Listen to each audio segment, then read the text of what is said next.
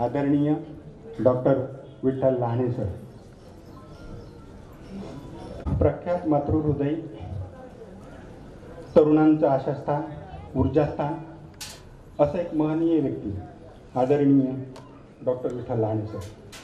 आदरणीय व्यासपीठ आणि आदरणीय आपण सर्वजण, खरं म्हणजे मी या कार्यक्रमाला यावं आणि या कार्यक्रमामध्ये मी भाषण करावं एवढा मोठा मी नाही आहे. ही साळुंके कुटुंबीय माझ्या अनेक वर्ष मागे होती आणि गेली साधारणपणे 8 महिन्यापूर्वी एक निमंत्रण आलं मला की तुम्हाला 7 ऑगस्टला अहमदनगरला यायचं. मी विचार करत होतो की ही मंडळी एवढी माझ्या मागे का लागलीत.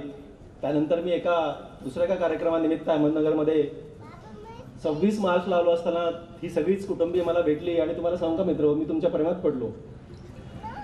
मी आजारी होतो, गेली 4 दिवस झालं आणि आज जाता येईल का न जाता येईल हा एक मोठा विषय माझ्या समोर होता. माईंना साधारणपणे आम्ही कुठे प्रवासाला घेऊन जात नाही, पण माझी बायको कधी नाही ते. म्हणजे मी बोलताना तुम्ही सांगून टाकलं की मी 1750 भाषणं केली, ती साधारणपणे 17 वेळा पण माझ्यासोबत आली नाही आणि ती आज एका पायावर माझ्यासोबत आली, कारण माझ्यासोबत येते ना. मित्र, आज मी साधारणपणे मला जो काही तुम्ही वेळ दिला तेवढा मी निश्चितच नाही बोलणार आहे, कारण तेवढी शक्ती माझ्यामध्ये नाही आहे. मी पहाटे 5ला उठलो आहे, सगळी तयारी करून 4.25 तास मी ट्रॅव्हल केले कारमध्ये. इथे 11 मिनिटामध्ये तयार होऊन तुमच्यासमोर उभा आहे. काल दिवसभर आणि दररोज दिवसभर मी काम करत राहतो. जरा अडचणीचा डॉक्टर आहे मी, पण तुम्हाला काही कामाच्या गोष्टी मी पक्क्या सांगणार आहे. ज्या निमित्तानं हा कार्यक्रम होतोय, ज्या आईच्या स्मरणार्थ हा कार्यक्रम होतो, गेली 12 वर्षापासून, गेली मधली 2 वर्ष सोडली तर ही सर्वच साळुंके परिवार, म्हणजे मला सगळ्यात छान का वाटलं आज माहिती आहे की पुत्रतुल्य बाबुरावजी साळुंके ज्यांच्या हस्ते माझा सत्कार झाला आणि माझ्या साईडला माझी स्वतःची आई.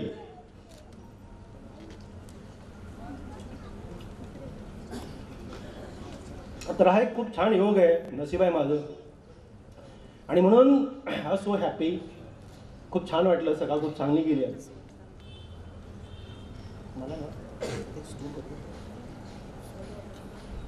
मला सांगतो मी, ही बाबुरावजी 96 वर्षाचे आहेत, माझी आई 86 वर्षाची आहे. आणि याची 4 मुलं, अनिलजी, अरुणजी, अशोकजी, अविनाशजी. तुम्ही ना माझ्यापेक्षा खूप मोठे आहात. मी आडनावाने लहान आहे, माझं वय पण लहान आहे, मी सगळ्या दृष्टीने लहान माणूस आहे. पण ना तुमच्यातला काय मला आवडलं माहिती आहे, मी जरा कुटुंबप्रिय प्राणी आहे. बघा, मी दिवसभर कापाकापी करतो, मी कापाकापी करणारा सर्जन. माझ्याकडे कापाकापी करण्याची आपल्या देशातली हायेस्ट डिग्री आहे. याच्यानंतर भारत देशात पदवी नाही, ही पदवी माझ्याकडे आहे. ओके, या पदवीचा मी डॉक्टर आहे की याच्यानंतर आपल्या देशात डिग्रीच नाही आहे, ही डिग्री माझ्याकडे आहे. कसली? कापाकापी करण्याची डिग्री. म्हणजे मला ते खूप छान सुंदर चांगलं करता येतं. पण त्याच्या पलीकडे मला एक गोष्ट जास्त आवडते, ती म्हणजे कुटुंब. प्रचंड आवडीचा विषय. आपण असा कुटुंबप्रेमी माणूस आहे. मला वाटतं दिवसभर मी कापाकापी करावी आणि मग मी घरात असावा. मग मी बायकोसोबत असावा, माझ्या माईसोबत असावा, बापासोबत असावा, लेकरासोबत असावा, हे माझी काही भूमिका असते. आणि मग हे मला ह्या परवाच्या अहमदनगरच्या मागच्या कार्यक्रमामध्ये मार्च महिन्यामध्ये ह्या कुटुंबातला जिव्हाळा मला दिसला. आणि त्या दिवशी मी खरं तर फायनल केलं तुमच्याकडे यायचं की नाही यायचं. नाही सांगायला मला अनेक कारण असतात, मी किती लोकांना नाही सांगतो मलाच माहिती आहे. माझ्याकडे साधारणपणे महिन्यात 150 इन्व्हिटेशन असतात. मी 3च ठिकाणी जातो, म्हणजे 147 लोकांना नाही म्हणतो, हे मलाच माहिती आहे. मी नाही कसं म्हणतो. आणि एवढ्या ठिकाणी जाताना बायको काय भांडभांड भांडते, तिला आहे समोर, तिला विचार किती भांडते. तर नाही, मला तसं नाही पाहिजे, पाण्यासाठी पाहिजे. आता माझं म्हणजे हे झाल्यानंतर तिला खरंच एकदा बघा तुम्ही, विचारा ती किती भांडते मला. काल एक सकाळी कार्यक्रम होता लातूरमध्ये, तर तेव्हाही ती मला भांडत, कार्यक्रमात जायलाच पाहिजे का. आणि दुसरा एक माझा बॉस आहे, तो म्हणजे माझा मुलगा, माझी माय, माझी बायको, हे 3 बॉस आहेत. मी कसं वागतो मलाच माहिती आहे. असे तासून मला ठेवतात. आणि तरीही मी तुमच्यापर्यंत पोहोचलो, कारण ह्या साळुंके कुटुंबियांचं मला प्रेम आवडलं, कुटुंब वात्सल्य आवडलं. आणि ह्या वात्सल्याच्या प्रेमापोटी मी इथं आहे. मित्रो, आता मी तुम्हाला पुढची काही मिनिटं कामाचं बोलणार आहे. ज्या मातांचा सत्कार झाला, आनंदीबाईंचा सत्कार झाला, निर्मलाताईंचा सत्कार झाला, माझ्या आईचा सत्कार झाला, हा एक खूप वेगळा योग होता. तुम्हाला सांगतो की ज्याच्यामध्ये माझ्या हाताने माझ्या आईचा सत्कार व्हावा इतका मोठा मी नाही आहे. पण या कार्यक्रमाचा एक भाग म्हणून, या कार्यक्रमासाठी मी निमंत्रित म्हणून मी ते धाडस केलं ते सत्कार करण्याचा. खरं तर एवढा मोठा माणूस मी कुठल्याच अँगलने नाही. माझ्यासाठी माझ्या आयुष्यातला सगळ्यात मोठा माणूस माझी माया आहे. याच्यापेक्षा मोठा कोणीच नाही आहे. कोणीच म्हणजे कोणीच नाही. त्या सगळ्याच आयांना वंदन करतो, त्यांच्या कष्टाला सॅल्यूट करतो आणि मी माझ्या कामाला लागतो. 11:47 झालेत. साधारणपणे 40 मिनिटं बोलेन आणि पुन्हा पळून जाईन. मला पळून जाऊ द्या. पळून का जाईन, मी असं का बोलत राहतो जरा तुम्हाला लक्षात येईल की मी दररोज पहाटे 4:45ला काम सुरू करतो. पहाटे 4:45 वाजता आणि संध्याकाळी 6:30ला मी पहिला श्वास घेतो. मी दररोज 12 सर्जरी करतो. दररोज माझ्याकडे सध्या या घडीला 350 ऑपरेशन करायचे बाकी आहेत. असा भारत देशामध्ये एकही सर्जन नाही, एकही देशात. कळतं मी काय म्हणलं ते. आणि तरीही मला भाषणाला जायचं. आता कसं जायचं हे मलाच माहिती आहे. एक रविवार मिळतो आणि त्या रविवारी जर मी गेलो घराच्या बाहेर, तुम्ही तुमच्या बायकांना कळतं ना मी काय म्हणतो ते. इथं काही म्हणत नाही पण घरी गेला चटणी होते हो. तर असा हा मी असा प्राणी आहे आणि मी पेशंट ओरिएंटेड डॉक्टर आहे. मला 100% मरेपर्यंत इमानदारीची प्रॅक्टिस करायची आहे. एका रुपयानं कधी खोटं बोलायचं नाही, कोणाकडनं 1 रुपया कधी जास्त घ्यायचं नाही. मला वाटतं मला पाप लागेल मी असं केलं तर. मला हे कधीच करायचं नाही. त्यामुळे मला पेशंट खूप महत्त्वाचा विषय आहे. त्याला कधीच अडचण झाली नाही पाहिजे, मी पहिला बघतो. आणि त्याच्यानंतर ह्या गोष्टीला मला जागा द्यावी लागते. ती खूप अडचण पडते. पण तरीही मला असं वाटतं विठ्ठल लहाने कितीही बिझी असेल, तो कितीही मोठा प्लास्टिक सर्जन असेल, तरी पण जिथं कुठं संस्कार नावाची गोष्ट जपली जाते ती जपण्यासाठी आपण पण एक पंथी लावली पाहिजे असं माझा विचार आहे. आणि त्या विचारार्थी मीच आहे. ती आपण एक पंथी लावायला पाहिजे. फक्त वाईट वाईट वाईट वाईट चाललं असं म्हणण्यापेक्षा, अंधार अंधार अंधार अंधार असं म्हणण्यापेक्षा आपल्या कुवतीनं आपण एक पंथी लावावी. चांगली पंथी, संस्काराची पंथी.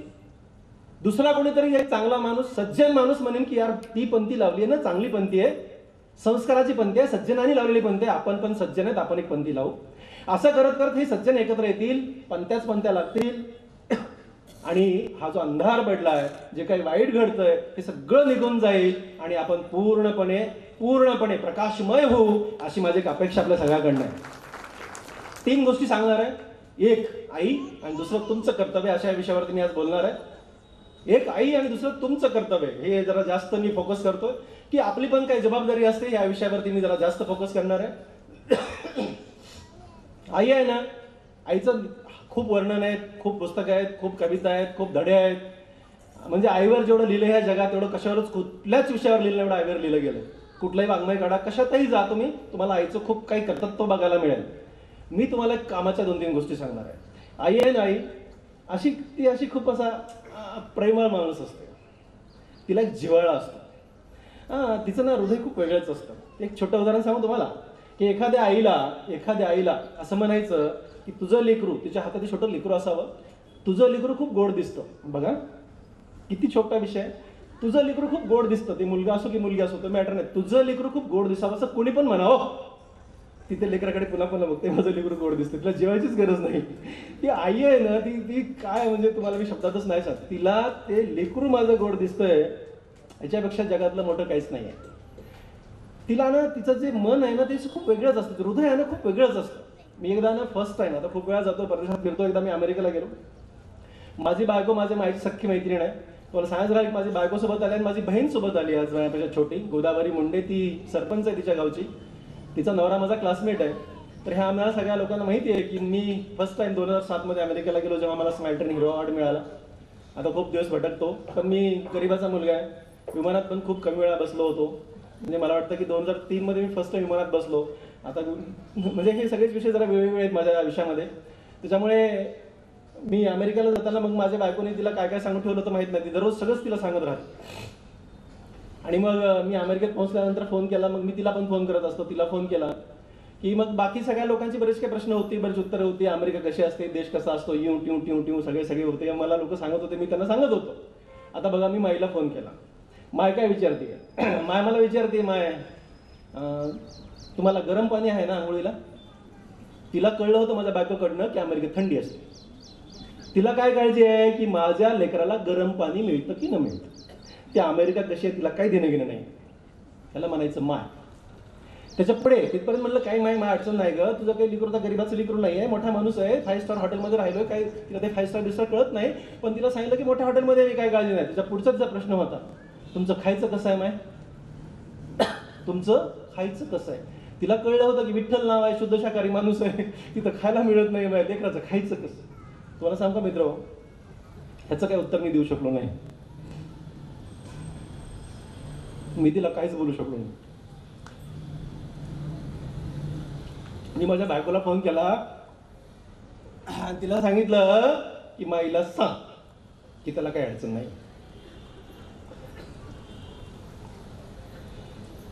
मी खूप व्याख्यानाला जातो पण आई या विषयावर बोलत नाही, कारण मला खूप त्रास होतो. तुम्हाला सांगतो मित्र, हे आहे आईचं हृदय. आणि ना घरामधल्या सगळ्या अडचणी असतात ना, त्या अडचणीवर चादर कशी टाकायची, त्या अडचणी झाकून कशा ठेवायच्या, किंबहुना काहीही अडचण असेल तर सामोरं जाताना काहीच अडचण नाही कसं दाखवायचं हे फक्त आईलाच कळतं, बाकी कोणालाच कळत नाही.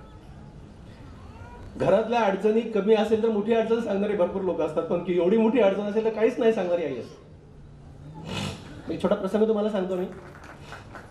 मी 6वी-7वीला होतो आणि माझ्या माईला आमच्या शेजारचं एक लग्न होतं, तेव्हा बैलगाडीत लग्नाला जायचे. बघा कसं असतं, बैलगाडीत लग्नाला जायचे. तर मग ते माझ्या माई लग्नाला जायचं होतं. माझ्या माईने म्हणाली, माझ्या एका मित्राचं नाव घेतलं आणि मला माझी माय म्हणाली की त्याचं लुगडं घेऊन ये, त्याच्या आईचं, माझ्या मित्राच्या आईचं लुगडं घेऊन ये. लुगडं कळतं तुम्हाला? लुगडं कळत आहे? लुगडं म्हणजे साडी. माझी माय लुगडंच घालते. लुगडं म्हणजे तिच्या भाषेत 9 वारला लुगडं म्हणतात, 7 वारला साडी म्हणतात. 7 वार म्हणजे कमी असतं, 9 वार म्हणजे लांब असतं, ही माईची भाषा आहे. त्याच भाषेत तुम्हाला मी सांगतो. तर माय म्हणाली की लुगडं घेऊन ये. मी माझ्या मित्राच्या घरी गेलो, लुगडं घेऊन आलो. माईनं लुगडं घातलं, लग्नाला गेली, लग्नावरून परत आले, दुसऱ्या दिवशी धुवून घेऊन वाळून घातात घडी करून मला दिलं. मला म्हणले नेऊन दे. मी नेऊन दिलं आणि परत येताना आपल्या घरासमोर एक छोटा नाला आहे. काय भानगड आहे माहीत नाही, त्या नाल्यावरनं ना मी कधीच सरळ गेलो नाही. मला उडी मारून जायचं. आता ही उडी मारा वाटते पण आता मारता येत नाही. म्हणजे आता कसं ना, डॉक्टर विठ्ठल उडी मारली, लोक बघतात ना, सगळे अडचण असतात हो, मोठा माणूस झाला खूपच अडचणी असतात, खूप जपून सगळ्या गोष्टी करायला लागतात. ती उडी मारत होतो मी आणि उडी मारताना मला प्रश्न पडला की माईनं लुगडं का मागवलं होतं. त्याचं उत्तर खूप अडचणीचं होतं मित्र. माझ्या माईनं माझ्या मित्राच्या आईचं लुगडं मागवलं होतं. त्याचं उत्तर असं होतं की माझ्या माईकडे एक पण धडकं लुगडं नव्हतं. माझ्या माईकडे दांड घातलेली लुगडी होती. दांड घातलेली लुगडं मला किती लोकांना कळतं माहित नाही, पण दांड घातलं म्हणजे 2 रंगाचे एकत्र शिवणे, दांड किंवा ठिगळ लावलेलं. अण्णांच्या धोत्राचं पांढरं पण ठिगळ माय लावायचे लुगड्याला. असं माईकडे लुगडं होतं, पण धडकं लुगडं नव्हतं. मग घरचं झाकून ठेवायचं असतं ना, मग हे घरचं झाकून ठेवण्यासाठी, घरच्या गोष्टीवर चादर ओढण्यासाठी माझ्या माईनं माझ्या मित्राच्या माईचं लुगडं घालून गेली होती. मित्र, तुम्हाला सांगतो मी की मला परवा स्मार्ट ट्रेन हिरवा अवॉर्ड मिळाला आणि तेव्हा मला लोकांनी प्रश्न विचारला, विठ्ठल लहाने तुम्ही कधी ठरलं एवढा मोठा माणूस व्हायचं, अमेरिकेत जायचं, तिथल्या लोकांना शिकवायचं, अमेरिकेचा अवॉर्ड घेऊन यायचं, इतका मोठा माणूस व्हायचं कधी ठरवलं, असं मला पत्रकार लोकांनी प्रश्न विचारला. तर काय सांगू की मी कधी मोठा माणूस ठरवलं. आणि तो प्रसंग मी या लोकांना सांगितला की त्या दिवशी उडी मारताना मी ठरवलं होतं इतका अभ्यास करायचा, इतका मोठा माणूस व्हायचा ना बॉस, की आपल्या माईला आपण एक लुगडं घेऊ शकू. आणि तुम्हाला प्रामाणिकपणे सांगतो, मी जे काय मोठा झालो ना माईला लुगडं घेण्यासाठी झालो. मी काही अभ्यास केला ना माईला लुगडं घेण्यासाठी केला. मी जिद्द, चिकाटी, मेहनत जे केली ना माईला लुगडं घेण्यासाठी केली. आणि नशीब लागतं मित्र, खूप नशिबान आहे मी की बायको चांगली मिळाली. हा पण एक माहित आहे पुण्याचा भाग आहे. आमचं ना लग्नाच्या अगोदर 6 महिन्याचं प्रेम होतं. ओके, आम्ही एकमेकाला भेटत होतो, राईट. आम्ही एकाच मेडिकल कॉलेजमध्ये 2 जण होतो. आणि तुम्हाला सांगतो मित्र की मला माहित नाही कोण कोण काय काय बोलतं, पण आम्ही ना एकत्र खूप कमी बसायचो. आमच्याकडे कसले पैसे आले, 1750 रुपये स्टायपंड मिळायचा, त्यामुळे अडचणी खूप असायच्या. तर तुम्हाला सांगतो मी की मी आणि माझी बायको माय या विषयावरती बोलायचो. तुम्हाला सांगतो मित्र की माझ्या माईला ही जी स्टोरी सांगितली मी तुम्हाला की धडकं लुगडं नसल्याची, माझ्या माईकडे ना मंगळसूत्र नव्हतं. तुम्हाला हे माहिती आहे? म्हणजे होतं पण मोडावं लागलं. ते फक्त काळे मणीच्या गळ्यात होते. म्हणजे असे 1, 2, 3, 4 प्रसंग नाही आहेत. तुम्हाला सांगतो ना की मी संध्याकाळपर्यंत फक्त तिला वर्णन करू शकतो तिच्या अडचणीला, अशी तिची अडचण होती ना. आम्ही असंही बोलत होतो. ते कारण होतं का कुठलं कारण होतं माहीत नाही, पण माझी बायको माझ्या माईची सख्खी मैत्रीण झाली. आणि गेली एवढे वर्ष गेल्या 28 जुलैला आम्हाला 27 वर्ष झाले लग्नाला, आमचा मुलगा 24 वर्षाचा झाला आहे. ओके, ह्या तशाच मैत्रिणी आहेत. मी खूप तृप्त माणूस आहे. तृप्त म्हणजे का, मला असं वाटतं की परमेश्वराने मला माझ्या पात्रतेहून अधिक दिलंय. मला 15 सेकंदात झोप लागते, मला कधी कुठलं टेन्शन नसतं, मला खूप असं समाधानी माणूस आहे. फक्त एका गोष्टीवर मात्र मी जळतो, एकाच गोष्टीवर, ती म्हणजे माझी बायको आणि माझी माय. ह्या दोघीच्या मैत्रीवर मी जळतो, प्रचंड जळतो. मला कधी कधी प्रश्न पडतो आणि तिला विचारत असतो मी तुझा का ती तुझी गं? मग ते हळूच नाही माहिती, तुम्ही पण माझे, तुम्ही पण माझे. म्हणजे ती मला आवाजावर घालते, मी तिला अरेगारे घालत राहतो. तुम्हाला मी पॉईंट सांगत होतो मित्र, याचा इतकं छान झालं की माझ्या बायकोने ठरवलं की तिला 365 साड्या घ्यायच्या. नाही घेतल्या त्या, नाही घेऊ दिल्या. ती खूप संसारिक आहे, चिकट आहे एकदम, 1 रुपया जास्त खर्च करू देत नाही. माझी बायको त्याच्यावर जास्त चिकट आहे, पण फक्त ती माझ्या अन्नासाठी चिकट नाही आहे, बाकी सगळ्यासाठी चिकट आहे. ती मला पण पैसे देत नाही, तुम्हाला माहिती आहे का? म्हणजे मला कटिंगला पण पैसे मिळत नाहीत. ते तुम्हाला खरं खरं सांगतो, सगळ्यांसमोर सांगतो, ती समोर बसली इथं आज. माझ्या लक्षात 1 रुपया पण नसतो कुठंच गेलो तर. का माहित नाही, आता तिला विचार का देत नाही. तुम्हाला सांगत होतो पॉईंट मी की त्याच्यामुळे ना मग तिच्या छोट्या इच्छा, छोट्या अपेक्षा असतात, छोट्या अपेक्षा असतात, मग त्या पूर्ण करायच्या. ह्याच्यामध्ये आम्हाला खूप मजा यायची. माझी बायको ना मला प्रत्येक संसाराची गोष्ट करायची का न करायची विचारल्याशिवाय काहीच करत नाही. केसडी पण गोष्ट, फक्त एकच गोष्ट विचारत नाही, मायनं अण्णांना काय करायचं, एकदाही विचारली नाही, एकदाही. आणि ना खूप मजा यायची. म्हणजे आमचे अण्णा आहे का नाही, आता अण्णांना खूप मिस करतोय मी, अण्णा नाही आहेत आपल्यामध्ये, पण तुम्हाला सांगतो त्यांचे काही शब्द असायचे, काय गोष्टी फिक्स असायच्या, एकदम फिक्स असायच्या. कसं, कल्पने, इटल्या आणि प्रसाद्या, हे माझ्या बाबा शब्द आहेत. एकदा ते मला विठ्ठल म्हटले नाहीत, एकदा माझ्या बायकोला कल्पना म्हटले नाहीत, एकदा माझ्या मुलाला प्रसाद नाही म्हटले. प्रसाद्या, कल्पने, इटल्या, हे शब्द म्हणणारा माणूसच नाही.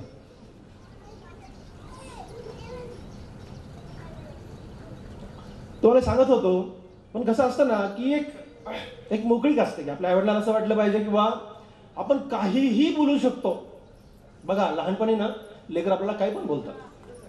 कधी चुकून ना इच्छा, म्हणजे ते लेकरांना कळत नाही ना, पण ते लेकरं आपल्याला कधीतरी, मी कित्येक आयांना बघितले लेकरं मारतात, लेकरं छोटे छोटे. तेव्हा आपण काय करतो, लेकराला कळत नाही असं म्हणतो. मला काय म्हणायचं आहे, म्हातारपणी पण हीच फिलिंग आपली त्यांच्याविषयी असली पाहिजे, ही माझी तुमच्याकडनं अपेक्षा आहे. हीच फिलिंग आपली त्यांच्याकडनं असली म्हणजे काय अडचण आहे ना. त्यांना सगळं ते चुकले, अरे यार तुम्ही कोण ठरवणार आहे ते चुकले म्हणून, तुम्ही पण म्हातारे होणार आहेत ना. असं ना, अण्णा असे यायचे, माझ्या बायकोच्या हाताला पकडायची, कल्पने बस आणि हो म्हण म्हणजे अगोदर हो म्हण आणि पुढे सांगणार, आणि मग ते जसंच तसं करायचं. पण ह्याची जी मजा होती ना, ती मजा खूप आवड होती. आणि म्हणून तुम्हाला मी पॉईंट सांगत होतो, पहिला पॉईंट तुम्हाला सांगत होतो, घरामध्ये जे सुख आहे ना, ह्याच्यात जी मजा आहे ना, ते नाही रे बाहेर, राजांनो, नाही बाहेर. किती लोकांना कळलं माहित नाही, मी 53 वर्षाचा झालोय, मी अर्धा म्हातारा झालोय, माझा मुलगा डॉक्टर आहे, पण आजही त्या सुखातली जी मजा वाटते ना मला नाही रे. मी देशात फिरलो, परदेशात फिरलो, 5 स्टार 7 स्टार मध्ये राहिलो, जगातल्या सगळ्यात महागड्या विमानात फिरलो, बिझनेस क्लासमध्ये गेलो, कुठंच मजा नाही आली. जी मजा घरात येते ती कुठंच नाही आली. पण ही मजा आपण क्रिएट करायची असते, आपण निर्माण करायची असते. निर्माण करणं काहीच अवघड नाही ना. काय त्याला करायचं वेगळं. बघा, तुम्हाला काहीतरी मजा घेण्यासाठी विमानात उडायचं, पैसे खर्च करायला लागतात. घरात काय करायचं, काहीच करायचं नाहीये. जस्ट 2 शब्द गोड बोलायचे, त्याच्यापेक्षा काय आहे. काय सोनं खातात का? गरीब असताना आम्ही तेच खायचो, श्रीमंत असताना तेच खातोय. काय वेगळं करतोय आपण, काहीच करत नाहीये. पण प्रेम, झरा, आपुलकी, हे नातं, ती भावना, ही खूप महत्वाचे विषय आहेत. आणि ती काहीच अवघड नाही आहेत, अत्यंत सोपे आहे. ती किती लोकांना कळेल मला माहित नाही, पण ज्यांना कळेल ते स्वर्गात राहतात, ज्यांना नाही कळले ते कुठं राहतात मला माहित नाही. पण सगळ्यांनी स्वर्गात राहावं. स्वर्ग हा घरात असतो, बाकी कुठेच नसतो, असं माझं स्पष्ट मत आहे. मी तुम्हाला सांगत होतो की घरातल्या लागणाऱ्या गोष्टी. आता माझा तुम्हाला एक प्रामाणिक प्रश्न आहे. आपल्या आईला आता माझी माय 87 वर्षाची होती. तुम्हाला माहिती आहे का की ती गेली, कोरोना सोडलं तर कधी पण मोठे भाऊ मुंबईत येणार असतील ना, माझे मोठे दादा, तर दादांना दही आवडतं. बघा कसं असतं, दही आवडतं म्हणून माझी माय काय करते माहिती आहे का, 8 दिवस दही लावून फ्रीज मध्ये ठेवत राहते. 8 दिवस. एक माणूस दही किती खाऊ शकतो, किती खाऊ शकतो. माय एवढं दही का लावतेस. माय लेकराबरोबर दुसरे पण लोक येतात आणि मग माझ्या लेकराला कमी पडेल, म्हणजे तिच्या लेकराला दही कमी पडेल म्हणून ती आठवडाभर दही लावून फ्रीज मध्ये भरत राहते. किती 65 वर्षाचा बाबा झालाय मोठा भाऊ माझा, ही 87 वर्षाची झाली आहे, तर तिला आजही माझ्या लेकराला हे आवडतं, दहीवर दही लावत. माझा एक प्रामाणिक प्रश्न आहे, तुम्हा किती लोकांना प्रामाणिक उत्तर पाहिजे मला, हात वर करून उत्तर पाहिजे, प्रामाणिकपणे उत्तर द्यायचं. किती जणांना आपल्या आईला काय आवडतं हे माहीत आहे? प्रामाणिकपणे उत्तर द्या, प्रामाणिकपणे ऑनेस्टली उत्तर द्या. विठ्ठला समोर पाप लागतंय, खोटं नाही उत्तर द्यायचं. हां, ओके. मी असं का मग तुम्हाला सांगतो, मी असा का प्रश्न विचारतो तुम्हाला सांगतो. मी आपल्या आईला काय आवडतं हे तुम्हाला पण माहीत असलं पाहिजे. त्याच्या पुढे सांगतो, किती जण, पुढचा प्रश्न, किती जण आपल्या आईला आवडणारी एखादी गोष्ट तुम्ही करून दिली? आपल्या आईला आवडणारी गोष्ट, अरे नाही कळलं तुम्हाला मित्र, करून द्या, करून द्या. खूप मजा आहे. तुम्हाला माहिती आहे का, माझे असे खूप ठिकाणी कार्यक्रमाला मी जातो आणि मग असे सत्कार होत राहतात. मी नारळ घरात घेऊन जातो ना, जावं लागतं ते. आणि मग माझी बायको तुम्हाला बोलून गेलो ना, आता घरी गेलंच मला इतकी मारणार आहे ती नसती आली त्याच बरं झालं असतं, जोडायला लागलं. कारण विषय तिथंच यायला कुठून. मग ती महाकंजूस, ते नारळ असतं ना, ते नारळ फोडणार, त्याचं काहीतरी करणार, नारळ चटणी करणार. वाया नाही गेलं पाहिजे, काहीच वाया नाही गेलं पाहिजे. मग काय झालं की मला ना संध्याकाळी 6:30ला भूक लागते. काय भानगडायची, पण घरामध्ये मी एंट्री केली की मला भूक लागते. खाली मग किती पण ऑपरेशन करून देईन मला भूक लागत नाही. एंट्री घरात गेली भूक लागते, आणि असली भूक लागते की मी काय पण खात राहतो. म्हणून माझी बायको ते सगळे तयार करून ठेवले असते, पण एक कधी तयार नसते तर मी फ्रीज उघडली दिवशी. त्या फ्रीजमध्ये मला काय सापडलं, नारळाचे तुकडे होते. त्याला मी असा हात लावत होतो. मला नाही ते खायच नाही. काय झालं नाही, ते माईसाठी ठेवलंय. ते माईला नारळाचा तुकडा आवडतो. माय किती खाणार आहे? एक घास. पण माई नाही खाल्ल्याशिवाय तुम्ही खायचं नाही. किती लहान गोष्ट आहे, पण तुम्हाला खरं सांगू का, असं टळकन डोळ्यात पाणी आलं, मस्त वाटलं, मजा आली. मला खायला मिळालं नाही याचं मला दुःख नाही वाटलं. तर ह्या गोष्टी खूप मॅटर करतात. उसाचा रस यांना आवडतो. तुम्हाला माहिती आहे का, उसाचा रस प्यायला जायचा ना, तर कसं माहिती आहे का, आम्ही अमेरिकेला जायला तयारी कशी करतात, तशा मी उसाचा रस पिण्यासाठी तशी तयारी. आमचा एक असिस्टंट समोर जाणार. आमचा असिस्टंट डॉक्टर विठ्ठल लहाने लातूरमध्ये, तिथली मुंगी पण माझे चाहते आहेत. लोक खूपच प्रेम करतात. कधी कधी मी चिमटा घेऊन बघतो, मीच आहे का, एवढे लोक प्रेम करतात. मी रस्त्याने निघालो ना तर मी 1 किलोमीटर जाऊ शकत नाही, इतकी अडचण त्या माझ्या लातूरमध्ये आहे. पण मी रस्त्याने पण जात नाही. म्हणजे मी माझं हॉस्पिटल सोडून कुठं जायचं तर गाडीच्या काचा बंद केल्याशिवाय जाऊच शकत नाही. एवढं लोक लातूरमध्ये प्रेम करतात. सगळीकडेच करतात, पण तिथं जास्त प्रेम करतात. मग ते मी येणार, त्या ह्याला कळलं, कुणाला, आमच्या चरकवाल्याला, ऊसवाल्याला. लहान सर येणार, तो आपला बिचारा तिथं ते ऊस घासून तयार करून त्याचं सगळं वरचं काढून, त्याला धुवून, नवीन लिंब काढून, ते सगळी तयारी अशी. मग आम्ही गेल्यानंतर माय बसली, अण्णा बसले, मी माझी बायको बसलो रस प्यायला. अण्णांची गंमत करायची, अण्णा आता पैसे द्या. माझा बाप महाचेंगट. अरे तुम्हाला सांगतो, बापरे, अण्णांनी ना 19 वर्ष, म्हणजे मी शिक्षण संपल्यानंतर 19 वर्ष सोबत होतो. माझ्या बापाने एकदा 1 रुपया दिला नाही. अण्णांच्या मागे लागलो मी, अण्णा पैसे द्या. बरं, 4 ऊसाचे पैसे किती, ऊसरस किती होणार आहेत? 43 रुपये, 100 रुपये. अण्णांना द्या म्हटलं. अण्णांना म्हणलं, किती पैसे झाले? मग मी उगीच म्हणलं 500 रुपये झाले. 500 रुपये कसं इटल्या? म्हणलं झाले वा अण्णा, आता हे लातूर आहे, शहर आहे, हे माकेवा नाही आहे. मग अण्णांनी कसं खूपच मागे लागलेच नाही. म्हातारे दे ग पैसे, म्हणजे म्हातारीला पैसे दे, बापन नाही दिले. पण तुम्हाला सांगतो मी मित्र, आता हे मी का सांगतो तुम्हाला सगळं माहिती आहे का, इतकी लहान गोष्ट आहे ही. किती लहान आहे, केस एवढी पण नाही ना, एवढी लहान गोष्ट आहे, पण आम्ही असं एन्जॉय करतो, मजा मारतो. काय मजा येते, काय छान वाटायला लागतं, काय जिंदगीत जगल्यासारखं वाटायला लागतं. त्यासाठी काहीही मोठं करावं लागत नाही, कुठंही मोठा खर्च करावा लागत नाही. थोडासा वेळ काढायचा आहे, त्यांना छान द्यायचा आहे, छान गप्पा टप्पा मारायच्यात. आमच्याकडे जेवायची सिस्टीम असायची, जेवायची सिस्टीम. मायांना घरी आले की जेवायला, म्हणजे अण्णा मुख्य टेबल समोर चेअरवर बसणार, अण्णांच्या उजव्या साईडला मी बसणार, डाव्या साईडला माझी माय, माईच्या बाजूला माझी बायको, माझ्या बाजूला माझा मुलगा. हे डायनिंग टेबलवर फिक्स. आमच्याकडे एक चांदीचं ताट आहे, माझ्या मानलेल्या बहिणीने मला दिले, ते ताट माझ्या बापाला जाणार. हे फिक्स कार्यक्रम असायचा. आणि जेवण सुरू झालं की अण्णा बोलायचे नाही. ठसका लागते डेल्याच, बोलायचं नाही. अण्णांचे नियम कडक होते, बोलायचं नाही, बोला ठीक आहे. जेवण संपत आलं की माझी बायको आणि मी दोघं मिळून माईच्या नाण्याची भांडणं लावायची. उगीच काहीतरी म्हणायचं की बघा सगळं खोटं, याच्यात काही खरं नाही. म्हणजे आणि हे दोघांना काय वाटायचं, आता ही एवढी मोठी झालो ना आम्ही कशाला खोटं बोलतोय. अण्णा माय अशी म्हणली म्हणायचं, मायला अण्णा कसं भांडायचे. आणि मग मायला वाटायचं अण्णा का भांडायला लागले, माय अण्णाला भांडत राहायची, आम्ही आपल्या हसायचं. पण तुम्हाला सांगतो मित्र, हे यांची लुटुपुटूची भांडणं, यांच्याबरोबरची मजा, यांच्याबरोबरचं राहणं, अरे काय एन्जॉय यार. आम्ही त्या संध्याकाळच्या जेवणाची वाट बघत सगळे दिवसभरात की आज काय भांडणं लावायची. म्हणजे असं कोणी करतं का की भांडणं काय लावायची. पण ही मजा आहे मित्र. आणि ही काय अवघड आहे. मला काय म्हणायचं, काय वेस्ट करताय तुम्ही असं काय याच्यात इन्व्हेस्टमेंट काय करताय, काहीच नाही ना. मस्त बसा, मस्त एन्जॉय करा. आणि मग काहीही म्हटलं तर ते पूर्ण करा. मला तुम्हाला हेच सांगायचं आहे, गोष्टी खूप छोट्या असतात, खूप छोट्या असतात. खाण्यातले पदार्थ माय कधी येणार तर स्पेशल. तुम्हाला माहिती आहे का की आमच्या घरातली भाजी बापाला विचारूनच झाली, कधीच मला माझ्या मुलाला विचारून झाली नाही, कधीच. जेव्हा जेव्हा अण्णामाय आले ते बापाला विचारूनच भाजी झाली. पण एक आम्ही खुश होतो कारण बापाची टेस्ट एकदम खतरनाक होती. हां, म्हणजे बापा असं लावायचे जिभेवर, असं लावलं की अण्णाला कळायचं कसे आहे. पास नाही म्हणायचे, पास नाही म्हणजे नाही आवडली भाजी, पास नाही डायरेक्ट. मग ते कुठं पण असू दे. तर हे आणि म्हणून आम्हाला खूप मस्त खायला मिळायचं. असं नाही, माझी बायको खरंच चांगलं खाऊ घालते, आता एवढं तरी चांगलं बोलावं लागेल. होतं मित्र की छोट्या इच्छा पूर्ण करा. आम्ही एकदा ह्याला गेलो दिल्लीला, माझ्या बायकोला आणि माझ्या मुलाला घेऊन फर्स्ट टाइम विमानाने गेलो 2005 मध्ये.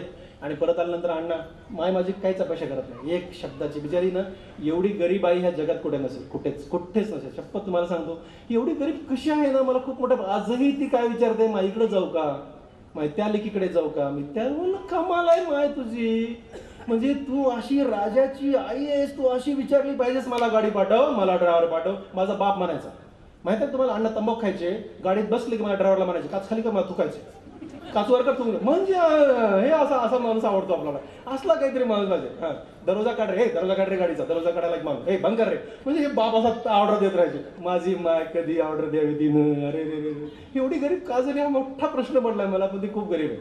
मी तुम्हाला सांगतो, आम्ही हे जाऊन आलो दिल्लीवर ना.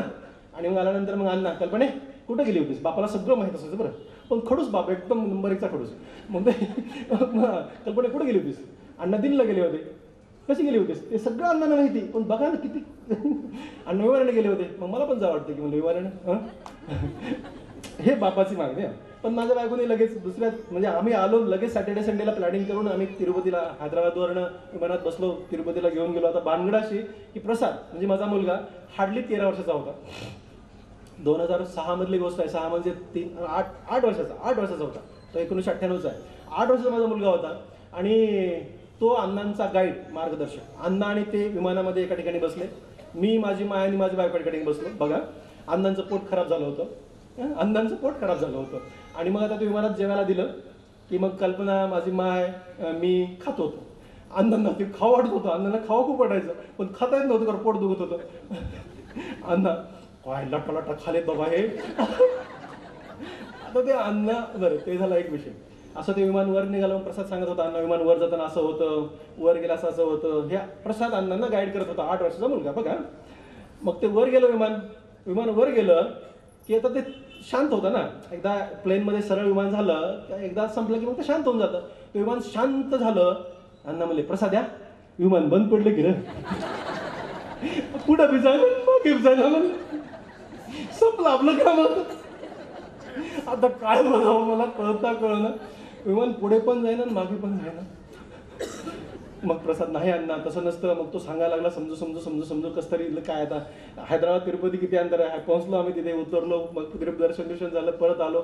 हैदराबादला परत आल्यानंतर मग विमानातून उतरलो की बापाचा थाट. मग थाट ना, आता उतरलो ना एकदाच, बंद पडलं विमान, चालू झालं. उतरलो की मग इटाल्या, आता कधी पण मरण येऊ दे बघ म्हणे, आता कधी पण मरण येऊ दे. म्हणलं का. अरे सगळ्या इच्छा पूर्ण झाल्या म्हणलं, आता सगळ्या इच्छा पूर्ण झाल्या. किती मोठी गोष्ट होती ही मित्र, किती मोठी गोष्ट होती. चिल्लर गोष्ट आहे यार. म्हणजे ना ह्याच्यातला जो आनंद आहे ना. आणि मग आमच्या अण्णा गावात गेले, माखे गावात गेले, तिरुपतीने येऊन प्रसाद घेऊन गावामध्ये. गाव आमचं माखे गाव. त्या गावात आजही रोड नाही. मी ज्या गावात 10वी पास झालो त्या गावात मी 10वी पास होईपर्यंत लाईट नव्हती असं ते गाव. 10वी मी पास होईपर्यंत त्या गावात लाईट नव्हती असं ते गाव. आजही रोड नाही आहे. त्या गावात अण्णा गेले. पहिलाच माणूस विमानात बसून गावात गेलेला. मग सांगायला लागलो, विमान वर कसं जातं, वर गेल्यास बंद कसं पडतं, पुन्हा सुरू कसं होतं. अख्खं गाव 1 महिना बापाने परेशान करून टाकलं. त्या स्टोरीवर स्टोरी. आणि अण्णा बोलायला एकदम पटायत होते. तर तुम्हाला सांगत होतो मी की खूप मोठ्या गोष्टी करायची गरज पडत नाही मित्र, खरंच गरज पडत नाही. छोट्या गोष्टी करा. मी असं नाही म्हणेन की सगळेजण विमानाने घेऊन जा, पण मी असं म्हणेन ना की छोट्या गोष्टी असतात ना, ते जस्ट करा, डू इट. खूप मजा येते. आणि त्यातला जो आनंद आहे ना, म्हणजे त्यांना किती आनंद झाला हे सोडून द्या, पण मला किती आनंद आहे. 2006 आणि आज मी 2022 मध्ये तुम्हाला सांगतोय. 16 वर्षानंतर ती स्टोरी सांगतोय मी. इतका खुश आहे आज. बरोबर आहे ना. त्याच्यानंतर आपण किती वेळा विमानाने गेलो हा विषय महत्त्वाचा नाही आहे, पण ह्या लहान लहान गोष्टी कराव्या. आणि सगळ्यात महत्त्वाची गोष्ट आहे ना, मी तुमच्याकडनं पहिली अपेक्षा केली की आपल्या आईवडिलांना काय आवडतं हे पण विचारा, ते पण करून द्या. बघा कधी कधी ना जेव्हा जेव्हा चान्स मिळेल ना मी माझ्या माईला चहा करून देतो. आणि मला तुम्हाला काय सांगा मी आता, मला काहीच येत नाही घरातलं, म्हणजे माझ्या मुलाला इथं घरातलं बरंचसं, म्हणजे बायकोला तर ती एकदम एक्सपर्ट आहे, पण ना मला घरातलं काहीच येत नाही, काहीच म्हणजे काहीच येत नाही. म्हणजे माझ्यावरती इतके हसतात ना, तर मला काय सांगू आता, म्हणजे घरातला इतका वेडा माणूस कोणीच नाही त्यांना वाटायला लागतं. मी वेडा नाही आहे पण त्यांना वाटतं की मी वेडा आहे म्हणून. तर तुम्हाला सांगतो मी, पण मला ना माईचा चहा करता येतो. आता चहा केला ना मी, आणि केला तिला समोर ठेवला, समोर बसतो मी ग्लासभर पाणी काहीतरी घेऊन समोर बसतो, आणि मग चहा तिच्या समोर ठेवला, तिला चहा पितं. मग तिला काय लागतं ना, थोडा गोड लागतो, खडीसाखर टाकून करतो मी, आणि कमी उकळून केलेला असतो, आणि मग ती पिते. ती पिताना ना पहिला गोट घेतला की मी, कसा झाला माहिती चहा, आता ती कसा पण झाला, चांगली मन आहे मला माहीत असतं, तरी पण तिला का झाला, छान छान, खूप छान. तू ते छान छान म्हणायचं जी गोष्ट आहे ना, ती मी पुणे ऑपरेशनमध्ये गेलो ना, मला तर तोच चेहरा दिसायला लागतो की माय छान छान बनलेली, स्वस्त दिसायला लागतं. तर ह्या इतक्या लहान लहान गोष्टी आहेत ना की तुमच्या आयुष्यात एन्जॉय करणाऱ्या. मी तुम्हाला सांगत होतो, भावनिक नातं ठेवा. पहिली मी गोष्ट तुम्हाला तुमच्याकडनं अपेक्षा केली की त्यांना आपल्या आवडीनिवडी आपल्या आवडल्यांना माहीत असतात. आपला जन्म झाल्यापासून त्यांना माहीत असतं, जन्म झाल्यापासून आपण अर्ध्याहून जास्त म्हातारेपर्यंत त्यांना माहीत असतं. मी तुमच्याकडनं अपेक्षा करतो की तुम्हालाही त्यांच्या आवडीनिवडी माहीत असाव्या आणि त्यांना पण त्या आवडीनिवडी करत जा. खूप मजा येते. पहिला विषय. दुसरा विषय की तुम्ही त्यांच्याशी भावनिक नातं ठेवा. ते नेहमीच ठेवतात, ते नेहमीच ठेवतात, ते नेहमीच ठेवतात. पुन्हा एकदा सांगतो, ते नेहमीच ठेवतात. आपण त्यांच्याशी भावनिक नातं ठेवायचं. कसं ठेवायचं भावनिक नातं? एकदा ना आईवडिलांच्या पाया पडत जा. बघा आता आपल्याला कसं वाटतं की संस्कार कुठून येतात? तुम्ही आपल्या आईवडिलांच्या पाया पडा, तुमच्या लेकरं तुमची आपोआप पाया पडतील. हे घरापासून सुरू होणारी गोष्ट असते. नंबर 1. नंबर 2 ना, जमलं ना तुम्हाला एकदा मी असं, मला खूप आवडतं माईच्या मांडीवर झोपायला. झोपत जायच्या आपल्या मांडीवर. आणि त्याच्या पलीकडे सांगू का, मी आल्यानंतर बाबांच्या गळ्या पडलो ना, तसं ना दररोज एकदा आपल्या आईच्या गळ्या पडायचं. खूप मजा येते, खूप मजा येते. माहीत नाही, मला खूप मजा येते. मी 14.25 तास दररोज काम करतो, आणि घरात ऑपरेशन थिएटरमधनं जेव्हा मी घरात जातो ना, मला वाटतं की माझे सॉक्स पण मी काढून नाही, तिथं थकलेला असतो. ओके, पण घरात गेलो आणि जर मला माय सापडली आणि तिला जर मी असं पकडलं 10-15 सेकंद, तर माझ्यामध्ये एवढी शक्ती येते की मला वाटतं की पुन्हा मी 12 तास काम करू शकतो. हे फक्त माईच्या स्पर्शाने येते, बाकी जगात कसं येते. कधी टेन्शन आलं आणि तिच्या मांडीवर झोपलो आणि तिनं उगीच असा हात फिरवला ना, त्या हातात काय जादू आहे मला कधी कळलंच नाही. मी कुठल्या कारणाने कुठल्या टेन्शनच्या मांडीवर झोपलो हेच विसरून जातो. याला म्हणायचं भावनिक नातं, इमोशनल बॉन्डिंग. आणि ही इमोशनल बॉन्डिंग खरंच आवड आहे का? अरे यार, ज्या आईनं आपल्याला जन्म दिला, ज्या आईनं आपल्याला पोसलं, आपल्यासाठी एवढे तिनं कष्ट घेतले, तिला आपण रिटर्नमध्ये एवढं पण द्यायचं नाही. अरे यार, काय जिंदगीला अर्थ आहे या? असं मला असं वाटतं ना की असं फुलात ठेवलं पाहिजे आपण शेवटपर्यंत. आणि मग काही असू द्या ना. मी म्हणालो ना की माझी माय कधी कधी म्हणायची, माय तिच्या शब्दात सांगतो, म्हणजे लेकरांनी जर मांडीवर सी केली तरी आपण काय मांडी कापतो का? नाही ना. असं घडतं ना, किती वेळात राहायचं. पण समजा तसं आत्ता म्हातारपणात घडलं तर आपण काय करायचं? नाही यार, वी शुड बी, म्हणजे आपण त्याला तिथं असलो पाहिजे. असं मला ना असं खूप प्रामाणिकपणे वाटतं. मला वाटतं की काय व्हॉट इज रॉंग, काय चुकीचं काय त्याच्यामध्ये? काही चुकीचं नाही आहे. आणि एवढं आपण करायला पाहिजे. मला सांगतो ना की मी तुझ्यावर उभा आहे, मी तुम्हाला भाषण देतोय, मी जगभर फिरतोय. कशामुळे? तिच्यामुळेच ना. तिच्याशिवाय काय अर्थ आहे आपल्या आयुष्याला? काहीच नाहीये. त्यामुळे ना माझी तुमच्याकडनं एक छोटी विनंती आहे की इमोशनल बॉन्ड ठेवा. बघा ना, खूप काही लागत नाही, पण शब्द लागतात. पैसे लागत नाहीत, थाटमाट लागत नाही, पण शब्द लागतात. त्यामुळे ना आईवडिलांशी बोलताना शब्द सांभाळून, त्यांना त्रास होणार नाही असं. भलेही आपलं काही चुकलं नाही आणि तरीही आपले वडील किंवा आई म्हणाले जो चुकलं तरी पण मान्य करायचं की त्यांचं बरोबर आहे म्हणायचं. बघा तर किती मजा येते. एक दिवशी ना मी झोपलो होतो. आमच्याकडे पहाटे 5:45ला उठायची सवय. आता कोरोनानंतर मी 5:45 एक तास उशीर गेला. पण तुम्हाला सांगतो मी, एक दिवशी 5:45ला उठायचं होतं. आमच्या बेडरूमसमोर मायांनांची बेडरूम आहे, ठीक आहे, एकदम समोरासमोर. आणि मग तिथं कसं असतं, ते बेडरूममध्ये तिथं मायांनांचे 2 बेड वेगवेगळे आहेत. माझा बाप म्हणला नाही आम्हाला 2 बेड पाहिजे. 2 बेड, एका बेड कट करून 2 बेड केलेत मी. आणि मग आमच्या समोर त्यांची रूम आहे, एकदम समोरासमोर दरवाजे. आणि काय झालं, सकाळी पहाटे 4 वाजेपर्यंत ऑपरेशन सुरू. एक दिवशी मी आपला कापाकाप करणारा डॉक्टर, खूप अति काम करणारा माणूस. आणि त्या दिवशी इमर्जन्सी आली आणि ऑपरेशन करत होतो. आणि ऑपरेशन करता करता उशीर झाला, 4 वाजले. मग माझ्या भूलतज्ञांना सगळ्यांना सांगून ठेवलं की आपण आज ऑपरेशन थोडंसं उशिरा सुरू करू. मी झोपतो 2-3 तास त्याने, कारण नाही झोपलं तर दिवसभर मला पुढे काम करायचं असतं. म्हणून झोपलो. 4:45 वाजले. बापाला घड्याळ कळत नाही बरं, पण असं बघणार म्हातारे 5 वाजले की ग इटल्या उठला नाही. कारण उठल्यानंतरच्या रूममध्ये जाऊन मी गुड मॉर्निंग म्हणत असतो. आणि कमालीची गोष्ट अशी आहे की गुड मॉर्निंग म्हटलं की माय पण म्हणते, माय मला गुड मॉर्निंग म्हणता येत नाही, गुड मॉर्निंग म्हणून म्हणता येत नाही. हां, अण्णा म्हणतात इटल्या काय पण म्हणतोस रे, गुड मॉर्निंग काही म्हणायला लावू नको, गुड मॉर्निंग म्हणून म्हणता येत नाही. ही ह्यांची स्टाईल आहे, पण मी सोडतच नाही, असंच म्हणत राहतो. ठीक आहे ना. मग हे मी म्हणणार तिथे गेलोच नाही ना. 6 वाजले म्हातारे, 6 वाजले ग इटल्या उठला नाही. काय झालं? काही नाही, लेकराला काहीतरी असेल रात्री काम, झोपा तुम्ही. मायला खूप लेकराची काळजी असते सगळ्याच. 6:30 वाजले. अण्णा आले की दरवाजामध्ये आमच्या खटखट सुरू. आमचा दरवाजा असाही वाऱ्याने वाजतो. मी लक्ष देत नाही आणि मला त्याला काही त्रास होत नाही. मला ना तुम्ही टीव्ही जरी लावला एवढा भोंगा तरी मला झोप लागते. आपल्याला काही त्रास होत, कसाच त्रास होत नाही आपल्याला. ते खटखट दरवाजा काही थांबता ना. एकदा विचार केला जाऊ द्या, पण एवढा तर वाऱ्याने वाजणार नाही. उठलो, दरवाजा काढला, अण्णा होते समोर. म्हणला अण्णा का हो? अण्णा एकदम लाल लाल लाल. काय झालं हो आता? किती वाजलेत म्हणले? म्हणला अण्णा उशीर झालाय. काय कळतंय का तुला? म्हणलं कळतंय का म्हणजे काय काय झालं काय? अरे म्हणले कासराभर दिवस वर आलाय, कासराभर दिवस वर आलाय. हे तुम्हाला कळतं का नाही मला माहित नाही. म्हणजे सूर्योदय झालाय आणि सूर्य वर आलाय आणि तू झोपलायस म्हणे. खाली किती लोक वाट बघतात. चल जा खाली वाट बघ. बापाला माहित आहे ना खाली बरेच पेशंट असतात म्हणून वाट बघतात म्हणे. जा खाली. तुम्हाला माहित आहे का, म्हणजे माझं वय तेव्हा 50 वर्ष होतं, माझं बापाचं वय 55 वर्ष होतं. आणि मी माझ्या वडिलांना एक शब्द, अण्णा तुम्ही का उठवला, असा शब्द न वापरता मी खाली गेलो.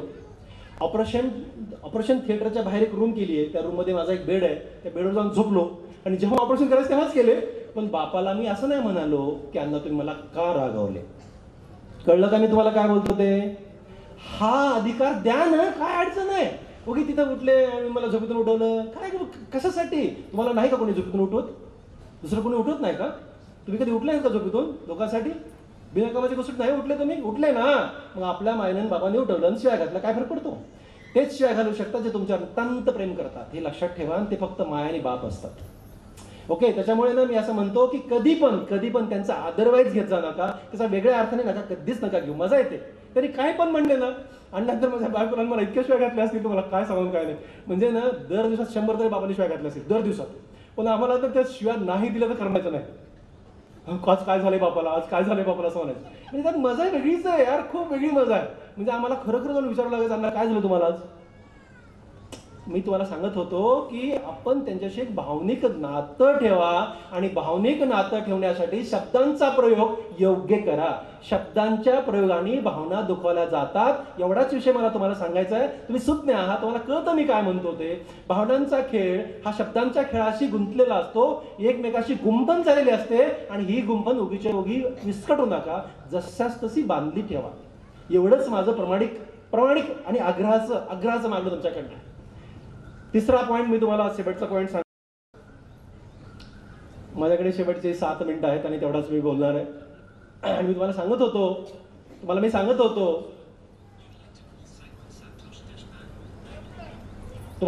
होतो की नातं ठेवण्यासाठी काय करावं लागतं. नातं ठेवण्यासाठी काहीच करावं लागत नाही. नातं ठेवण्यासाठी हृदय उघडं ठेवायचं असतं. आता मला सांगा, एखाद्या मुलाचं लग्न होण्याच्या अगोदर त्याची आई त्याला भांडत नाही का हो? एक प्रामाणिक प्रश्न आहे माझा. नाही भांडत? कसा भांडते की हो ना. मग तो मुलगा तेव्हा अदरवाईज घेत नाही, किंवा तेव्हा तो मुलगा पण आईला भांडतो ना, तेव्हा पण ती आई अदरवाईज घेत नाही, चुकीचं घेत नाही. लग्न झाल्यासच का चुकीचं घेत? म्हणजे काय प्रामाणिक प्रश्न आहेत, मला प्रामाणिक उत्तर पाहिजे. ओके, मला फक्त तुम्हाला हे सांगायचं आहे, लग्न झाल्यास पण तोच मुलगा असतो आणि लग्नाआधी पण तोच मुलगा असतो. लग्न झाल्यास पण तीच मुलगी असते, लग्नाआधी पण तीच मुलगी असते. फक्त ह्या दोघांनीही एकमेकाला समजून घ्या की आईनं म्हणजे तिच्या सासूने जर काही म्हटले असेल ना, तुम्हाला सांगू का, एक छोटंसं नातं असतं ना, ते खूप जपायचं असतं. माझ्या माईच्या डोळ्याचं ऑपरेशन झालं आणि मुंबईमध्ये मोठ्या भावानेच केलं. मायानंच एकदाच ऑपरेशन केले, दोघं एकाच रूममध्ये होते. मला 4 बहिणी आहेत, आम्ही 3 भाऊ आहेत. आमचा खूप मोठा परिवार आहे. आमच्या घरामध्ये 44 माणसं आहेत आणि आमच्याकडे 13 डॉक्टर आहेत. म्हणजे हे सगळं माईची देण आहे. एवढे डॉक्टर असणारं कुटुंब नाही, असं कुटुंब आहे आमचं. आणि सगळे गव्हर्नमेंट मेडिकल कॉलेजमध्ये डॉक्टर झालेत, कष्टाने डॉक्टर झालेत, असे आमचं कुटुंब आहे. आणि सगळं कुटुंब हिने घडवलं आहे. तुम्हाला ते सांगत होतो मी की तिचं ऑपरेशन झालं आणि मग मी आणि माझी बायको होतोच की ऑफकोर्स. मग तिथे ही कल्पना माझ्यासोबत बसली होती. मग ते बाहेर गेल्यानंतर मला विचारतात, मला म्हणजे मी ज्याच्यामध्येच MCS प्लास्टिक सर्जरी डिग्री घेतली, त्यामुळे ज्याच्यातले सगळे लोक मला ओळखीचे होते. माझी एक सिस्टर स्टाफ तिथली आली बाहेर आणि मला म्हणली, ही कुठल्या नंबरची बहीण आहे, ही कुठल्या नंबरची बहीण आहे. म्हणजे कल्पना, म्हणजे माझी बायको माझ्याजवळ बसली होती. कारण तिला फक्त माहिती होतं 4 बहिणी आहेत. मी म्हणलं नाही नाही, ही माझी बायको आहे. अच्छा हो का, म्हणजे तुमचं असं नातं आहे. बघा माझ्या तर मनात ध्यानात पण नाही ह्या गोष्टी. माझी बायको कधी पण माझ्या बाईला चिपकूनच बसलेली असते. ओके, म्हणजे हा विषय माझ्यासाठी काहीच नवीन नव्हता. पण त्या बाईला, त्या एका स्टाफला असं वाटलं की ही हिची आई आहे आणि ही हिची मुलगी आहे. तर हे इतकं लोकांना वाटावं, इतकं खरंच अवघड आहे? नाही यार, खरंच अवघड नाही आहे. हे बघा, ही कुणाच तरी आईच आहे का नाही, मग सुनची का नाही आहे? काय मोठा विषय आहे. हां बघा, तुम्ही ना तुमचा फक्त बघण्याचा दृष्टिकोन बदला. एवढंच जर तुम्ही केलं ना आज, तर मला वाटेल की मी 5 तासाचा प्रवास यायचा आणि 5 तासाचा प्रवास परत जायचा, आजारपणात बोलण्याचं सार्थक झालं असं मला वाटेल. आणि ती सगळ्यांनी करावं अशी माझी विनंती राहील. आणि तुम्हाला सांगत होतो मी की भावनिक नातं आईवडिलांशी जोपा, बाकी कुणाशी जोपा न जोपा माझं काही म्हणणं नाही आहे. पण कुटुंब वात्सल्य खूप महत्त्वाचं आहे. भाऊ बहीण ह्या गोष्टी खूप महत्त्वाच्या आहेत. मी बोलताना अनेक वेळा सांगत असतो की माय अण्णा हे माझे पहिले आईवडील आहेत. पद्मश्री डॉक्टर तात्याराव लहाणे आणि आमच्या सुलू वहिनी हे माझे दुसरे आईवडील आहेत. तुम्हाला माहीत नसा मित्र हो, पण या माणसाने मला शाळेत घातलं. या माणसाने मला शाळेत घातलं. मी एवढ्यासाठीचा उल्लेख करतोय की आज आई या विषयावरती बोलायचं. आणि दादा आणि वहिनी हे माझे तितकेच तोला मोलाचे आईवडील आहेत. याच माणसाने घडवलं. आईचं प्रेम मला वहिनीनं दिलं. ओके, आमच्या चुका सगळ्या पोटात घालून घेतल्या. माझी छोटी बहीण जी आता सोबत आहे, त्याच्यापेक्षा की छोटी बहीण आहे माझी, सीता नावाची, ही गोदावरी आणि मी, हे 3 लेकरं दादांच्या घरात राहायचो. दादांना 3 लेकरं आहेत. ते 3, आम्ही 3, 6 लेकरं त्याच घरात राहायचो. तिथूनच आमच्या सगळ्या ह्या मुलींची लग्न झाली. तुम्हाला काय सांगतो तो मी पॉईंट माहिती आहे का? नातं कसं होतं, भाऊ भाऊ, ती माझी भाऊजाई, पण मी ते नातं आई म्हणून जपलं.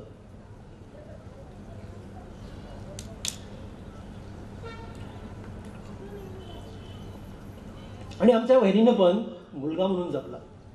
ओके, ह्या दोन्ही गोष्टी असतात. पण हे नातं जपताना मी सांगत होतो शब्दांचे प्रयोग योग्य करा, हे नातं जसंच तसं राहतं. आणि मजा येते यार, एवढ्या वर्षानंतर 22 इयर्सची माझी प्रॅक्टिस आहे. ओके, 53 वर्ष माझं वय आहे. 18 वर्षाचा असताना वहिनीसोबत होतो मी. 18 वर्षाचा माझं वय जेव्हा 18 वर्ष होतं ना, तेव्हा मी वहिनीसोबत होतो. आणि तिथून पुढे 12 वर्ष मी दादांच्या वहिनीच्या घरात राहत होतो. 12 वर्ष जडणघडण सगळी तिथे घडली. त्या बिचारीनं माझ्यावर आई एवढं प्रेम केलं, त्याच्यामुळं हे संस्कार आम्हाला मिळाले. त्याच्यामुळे ना आपल्या आयुष्यामध्ये आईच्या रूपात जेवढे जेवढे लोक भेटतात की नाही, त्यांना साष्टांग दंडवत घालत जा. आजही मी वहिनीच्या पाया पडण्याशिवाय जातच नाही. खूप छान वाटतं यार, खूप छान वाटतं, खूप मस्त वाटतं. माहीत नाही, ती फिलिंग आहे. दादा भेटले ते ट्रेनच्या खाली स्टेशनवर भेटले तरी मी पाया पडतो. वहिनी ट्रेन स्टेशनवर भेटला तरी पाया पडतो. मी विमानतळावर असं तरी पाया पडतो, किंवा गावात जरी भेट झाली तरी मी पाया पडल्याशिवाय पुढे उभाच नाही राहू शकत. हे आपोआप होणाऱ्या गोष्टी आहेत, कारण हे त्यांची जडणघडण, हे संस्कार आहेत. आणि हे मेंटेन करणं अवघड गोष्ट नाही. मला इतकाच पुन्हा तुम्हाला पॉईंट सांगायचा आहे. शेवटचा प्रसंग आहे मला, मी पुन्हा एवढ्यासाठी परत घेतो की मी सांगता येईल का नाही त्याच्याविषयी मेन्शनही झालं. मी माईला एवढा का मानतो, मी माझ्या माईला एवढा का मानतो, आणि सगळ्याच आयांना मी एवढा का मानतो. तो एक प्रसंग आहे. तिचा परिचय देताना तो मी प्रसंग लिहून पण दिला तुम्हाला, तुम्ही ते वाचून ऐकला पण. आणि तो प्रसंग आहे की पद्मश्री डॉक्टर तात्याराव लहाणे आमच्या घरातला पहिला शिकलेला माणूस. दादा MBBSच्या फर्स्ट इयरच्या उन्हाळ्यामध्ये गावाकडे येऊन मला त्यांनी 2रीला ॲडमिशन दिलं. असं माझं प्रवास, जिल्हा परिषद शाळेमध्ये माझं ॲडमिशन झालं. आणि हे डॉक्टर तात्याराव लहाणे खूप मोठे, आमच्या वहिनी खूप मोठ्या आहेत, मोठ्या घरच्या आहेत. रघुनाथराव मुंडे हे तेव्हाचे आमदार होते 10 वर्ष. त्यांची मुलगी आहे ती, एकुलती एक मुलगी. आमच्या बहिणीला भाऊ बहीण कोणीच नाही आहे. आणि दादांचं लग्न झाल्यानंतर 6 महिने त्यांचं असं एक्सपायर झालं. बघा ना, नियत काय ठरवत राहते. म्हणजे आता तिकडच्या घरामध्ये दादांच्या म्हणजे वहिनी, सासूबाई आणि 3 लेकरं, तिकडचं घर, आणि आमचं अख्खं कुटुंब, 3 भाऊ 4 बहिणी, आमच्या सगळ्यांचे लेकरं.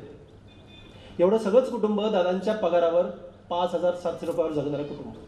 आणि मी MBBSच्या फायनल इयरला असताना 1991 मध्ये दादांच्या दोन्ही पण किडनी खराब झाल्या. कसं असतं बघा ना. आता वहिनींच्या त्या घरामध्ये कुणी नाही, त्याच्यामुळं काहीही निर्णय घ्यायचा लोक मला विचारायचे काय करायचं पुढे. म्हणजे सगळ्याच ठरवणारा मी, बघा ना, म्हणजे तो माझा मोठा भाऊ, तो माझा पालक, आणि त्याचे निर्णय मी घ्यायचे. किती अवघड होतं हे मलाच माहिती आहे. दादांचे लेकरं छोटे छोटे. आमच्या ह्या 2 बहिणी बिना लग्नाच्या होत्या. त्या दरम्यान ह्यांचे दोघीचे लग्न झाले आणि मग दादांनी मुंबईला ट्रान्सफर करून घेतली आणि मग मी तेव्हा MS जनरलसाठी औरंगाबादला लागलो. आणि तेव्हा फोन नाही. 1993-94 ची गोष्ट आहे. कुणालाच फोन नाही आहे. आमच्या गावामध्ये अडचण अशी की माझ्या माईला नानांना काही लिहिता पण येत नाही. माझ्या माईनं आमच्या गावातल्या एका माणसाला बोलवलं आणि एक साधं 15 पैशाचं 5 पैशाचं पत्र, तेव्हा ते कार्ड, पोस्ट कार्ड मिळालं, ते कार्ड मला पाठवलं. ते कार्ड मला 15 दिवसांनी औरंगाबादमध्ये मिळालं. आणि तिनं त्यात काय म्हणजे ती सांगायची की असं असं तू गावाकडे ये माय, आपल्याला मुंबईला जायचं आहे, असं तिनं त्या पत्रात लिहिलेलं होतं. मी औरंगाबादवरून मुंबई माकेवाला गेलो आणि त्या दरम्यान असं ठरलं होतं की आता दादांच्या दोन्ही किडनी पूर्णच खराब झाल्यात. 3 वर्ष डायलिसिस झालं. त्या किडनी खराब होत नाहीत, किडनी बसवायची, दुसरी किडनी बसवायची गरज आहे असं ठरलं. आणि मग आमच्याकडे ना अण्णा आणि आम्ही सगळेच लेकरं O पॉझिटिव्ह, माय आणि दादा दोघंच घरामध्ये B पॉझिटिव्ह. आमच्या घरातला प्रत्येक माणूस, सगळ्या बहिणी, सगळे भाऊ एका पायावर दादा किडनी द्यायला तयार होते. कारण तो छत्री घराची, त्याच्यावरच घर आहे, त्याच्यामुळेच आम्ही आहे, 100% त्याच्यामुळे आम्ही आहेत. आणि असं असताना तोच नाही तर काय. आणि मग माईला हे कुठून तरी कळलं. मी औरंगाबादवरून माखेवाला गेलो. ती म्हणाली की मला मुंबईला यायचंय, असं लेकराला किडनीची गरज आहे, मला कळलंय, मला किडनी द्यायची आहे. माने याच्यावर मला काही चर्चा करायची नाही. ती खूप कमी बोलते, पण बोलते तेव्हा एकदम ठाम बोलते. तिला काहीच नाही म्हणालो, बघू म्हणून तिला घेऊन गेलो. मुंबईला आम्ही गेलो. मुंबईला गेल्यानंतर त्याच्या खूप टेस्ट झाल्या. तुम्हाला सांगतो खूप टेस्ट झाल्या. तेव्हा ना खूप क्रूड पद्धत होती. ह्या गोष्टीला 27 वर्षे पूर्ण आहेत मित्र. ही खूप क्रूड पद्धत होती. 27 वर्षापूर्वीची मी तुम्हाला घटना सांगतोय. आणि तेव्हा ना किडनीची म्हणजे ज्या माणूस किडनी देणार आहे त्याची किडनी चांगली आहे का नाही बघण्यासाठी आता खूप सोपं आहे. 5 मिनिटात कळतं. तेव्हा कळण्यासाठी आपल्या जांघेमध्ये कट करावं लागायचं, कापावं लागायचं, ब्लेडनी कापावं लागायचं, सर्जरी करावं लागायची, तिथली नस उघडी करावं लागायची, त्या नसमध्ये एक नळी घालून रंग भरावा लागायचा किडनीमध्ये आणि मग ते रंगावरनं फोटो काढायचा. ओके, अशा प्रकारची तपासणी करायची. ही तपासणी रंग भरला की मायला कटकट थंडी वाजायला लागली. इतकी थंडी वाजायला लागली ना, कारण दादांना तर डायलिसिस, त्यांना कुठे फिरायचं नव्हतं. तिला सगळ्या 2 महिने मी टेस्ट करत बसलो. 2 महिने सोबत 2 महिने टेस्ट सुरू होत्या. आणि थंडी वाजायला लागल्यानंतर मग मला राहवलं नाही. मी मायला विचारलं, माय तुला काही त्रास होतो का गं? आता बघा थंडी वाजतीये. ती काय सांगते माहिती, नाही काही त्रास होत नाही. कसं वाटत असेल मला?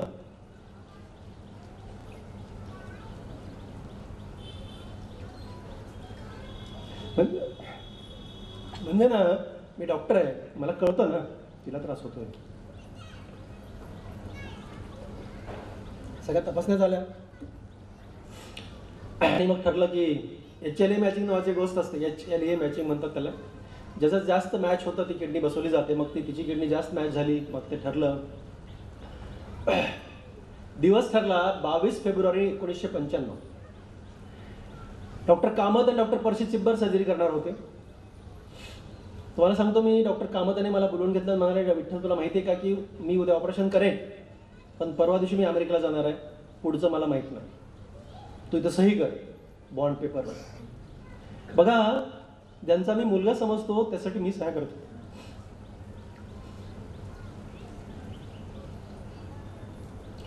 आणि मी सह्या केल्या, सगळं झालं, डेट ठरली. पण मी एक गोष्ट सांगितली, काहीही होऊ दे, फक्त माईची आणि दादांची ऑपरेशनच्या अगोदर भेट नाही झाली पाहिजे. बस इतका एक विषय माझा विनंती आहे. जे मध्येच दादा होते आणि तिथे माझ्या पण भरपूर ओळखी होत्या, सगळेच लोक ओळखीचे होते. आम्ही जे मध्ये करत होतो कारण आमच्याकडे पैसेच नव्हते. आम्ही 15,000 रुपयाचं कर्ज काढलं होतं. आमच्याकडे काहीच नव्हते, औषधाला पण पैसे नव्हते, म्हणून आम्ही जे सरकारीमध्ये करायचं ठरवलं होतं. बाकी काही कारणच नाही. त्याच्यामुळे आम्ही सरकारीमध्ये केलं. आणि मग तिथे तुम्हाला सांगतो ना की मी ठरवलं की दोघांची ऑपरेशनच्या अगोदर नाही भेट झाली पाहिजे. पण काय गडबड झाली माहीत नाही. माय वेगळ्या ठिकाणी ॲडमिट होते, दादा वेगळ्या ठिकाणी ॲडमिट होते. आणि 2 स्ट्रेचर ते मामा लोक ओढत आणले. आणि ओढताना असं झालं ना की ऑपरेशन थिएटरच्या बाहेर माईचं स्ट्रेचर तिकडून आलं आणि दादांचं इकडून आलं, समोरासमोर. बापरे, आता मला ना आता काय करावं, इतकी घालमेल सुरू झाली माझ्या हृदयामध्ये. मला कळत नाही की आता मी काय करू. मी त्या तिकडच्या मामाकडे असं डोळे मोठे मोठे करून बघतोय, या मामाकडे डोळे मोठे मोठे करून बघतोय, पण ते मामांचं लक्षच नाही माझ्याकडे. आणि ते दोघं एकमेकाकडे बघायला लागले. माय दादांकडे बघत होती, दादा माईकडे बघत होते. तुम्हाला सांगतो मी, दादा काहीच बोलत नव्हते. वातावरण कसं होतं? आज किडनी ट्रान्सप्लांट खूप सोपा विषय मित्र. 27 वर्षापूर्वी किडनी ट्रान्सप्लांटमध्ये 15% रिझल्ट होते. 100 15च लोक जगू शकत होते. तुम्हाला माहिती आहे का हे? असं माझ्याकडनं लिहून घेतलं होतं बॉन्ड पेपरवर. तुम्हाला आता सांगतो किती वाईट वाटत असेल मला. ओके, आणि ते समोरासमोर त्या दोघांचं चेहरा एकमेका बघतात. आणि माझी माय त्या प्रसंगामध्ये याच्या पुढच्या मिनिटाला त्याची किडनी काढायची. आणि ती दादांकडे बघून दादांना म्हणते, ती अशा आवाजात म्हणतीये. आता तुम्हाला मी सांगतो की ह्या सगळ्या प्रसंगाला होऊन 27 वर्ष पूर्ण झाले. मला सांगणं कठीण होतंय. मला प्रत्येक शब्द बोलताना माझा गळा दाठून येतोय. आणि ती ऑपरेशन थिएटरच्या बाहेर माझी माय म्हणते, काही काळजी करू नको माय, काही काळजी करू नको माय, सगळं काय चांगलं होतं. बघा, ऑपरेशन थिएटरच्या बाहेर. आणि ती अशी बोलतीये की असं बोलतीये की ती घरामध्ये बसून आपण गप्पा कशा मारतो तशी बोलते. याला म्हणतात माईचं हृदय मित्र, याला म्हणतात माईचं हृदय. हे दुसरं कोणी बोलू शकत नाही. आता मला इतका त्रास होत होता, पुढे काय बोल मग कळलं ना. दादा माईकडे बघत होते, माय दादांकडे बघत होती. तेवढ्यामध्ये मी एका मामाकडे गेलो. मामानं पुढली स्ट्रेचर घे प्लीज. आणि मग ते स्ट्रेचर माईचं वेगळ्या ऑपरेशन थिएटरमध्ये, दादांचं वेगळ्या ऑपरेशन थिएटरमध्ये घेऊन गेलो. आता असं असतं की अगोदर माईंची किडनी काढायची आणि मग दादांना बसवायची. मग दादांचं दुसरं ऑपरेशन थिएटर. डॉक्टर पर्सी चिब्बर नावाचे गृहस्थ डॉक्टर हे माईची किडनी काढणार होते आणि डॉक्टर कामत सर दादांना किडनी बसवणार होते. त्याला ट्रान्सप्लांट टीम असं म्हणतात. तरी त्यांची टीम होती. मग पर्सी चिब्बर म्हणजे जी माईची आधी किडनी काढायची म्हणून मी माईसोबत थांबलो होतो. आणि मी सर्जरीचा डॉक्टर असल्यामुळे मला तिथे सगळ्याच गोष्टी जरा अलाउड होत्या. मी माईसोबत थांबलो. मग ते असा नियम असतो ना की भूल देण्याच्या अगोदर विचारायचं असतं की तुम्हाला आम्ही भूल देणार आहे, त्याच्या आधी तुमची किडनी काढणार तुम्हाला माहिती आहे का? हा प्रश्न सगळेच डॉक्टर विचारतात. तसं त्यांनी समोर डॉक्टर पर्सी चिब्बर गेले आणि म्हटले, तुम्हाला माहिती आहे का की दुसरा कोणतरी एक असिस्टंट गेला, तुम्हाला माहिती आहे का तुमची किडनी काढणार आहे? मला म्हणली माहिती आहे म्हणून. एकदम सहज, तुम्हाला काही बोलायचं आहे का? बघा, माईला प्रश्न विचारला. तर माय म्हणली मुख्य डॉक्टर कोण आहेत? मला इतकं आश्चर्य वाटलं ना की माझी माय एक शब्द न बोलणारी, त्या माकेगावच्या बाहेर तिनं कधी चेहरा दाखवला नाही. मुंबईच्या दवाखान्यात जे मध्ये मुख्य डॉक्टर हिला कशाला पाहिजे असेल? मी तिच्याकडे बघत राहिलो. ते पर्सी चिब्बर तेवढ्यात समोर गेले.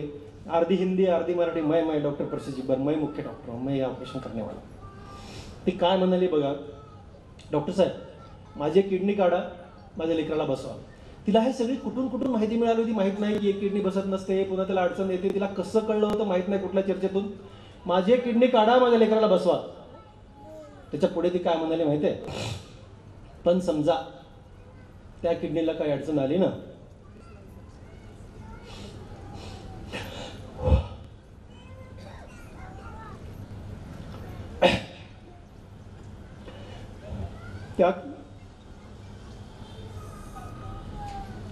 त्या किडनीला काही अडचण आली ना, तर माझी दुसरी किडनी काढा, माझ्या लेकराला बसवा. हे ना फक्त आई म्हणू शकते, बाकी जगात कोणीच म्हणू शकत नाही. कोणीच म्हणू शकत नाही. म्हणून तिला मी सलाम करतो, तिला मी खूप मानतो.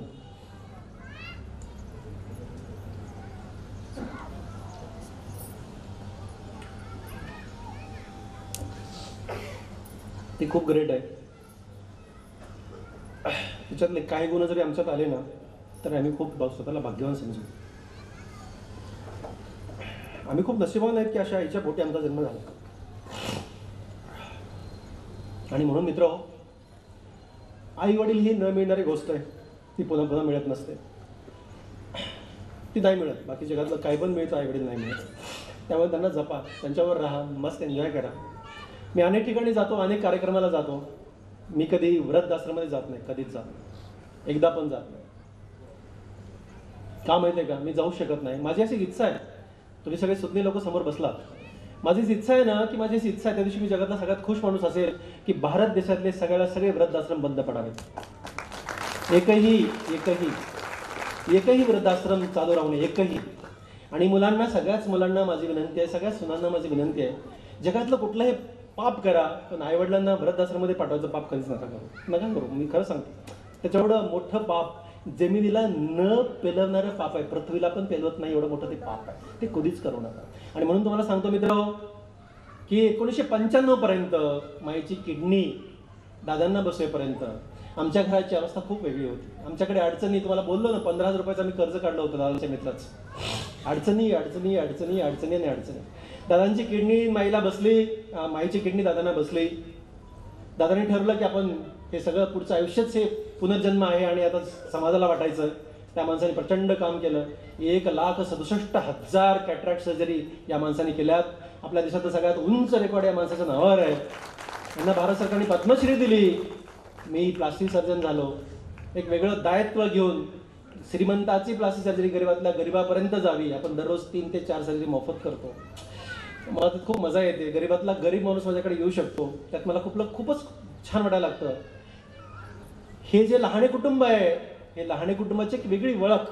मी म्हणालो ना की लातूर जिल्हा, महाराष्ट्र, भारत देश आणि भारत देशाच्या बाहेर एक वेगळी ओळख झाली. समाजामध्ये एक वेगळ्या अँगलने आमच्याकडे बघण्याचा दृष्टिकोन निर्माण झाला. आणि ते दृष्टिकोन फक्त एका गोष्टीमुळे निर्माण झाला आणि तो म्हणजे माईच्या किडनीमुळे निर्माण झाला.